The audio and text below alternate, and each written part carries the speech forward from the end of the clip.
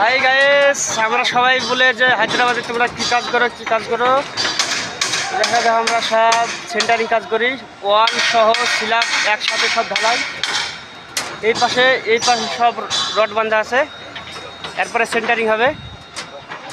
এই পাশে এই হলো ফিলার 4 বেডরুমের, আর এটা হলো সিঁড়ি আর লিপ এরিয়া। পেস্কার ক্যামেরা করে দেখায় বুঝতে পারবেন।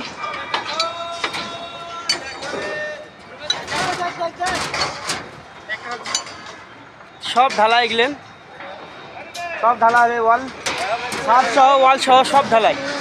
ওয়াল ফিটিং কোনটা ওখানে লাইন হচ্ছে এগুলো।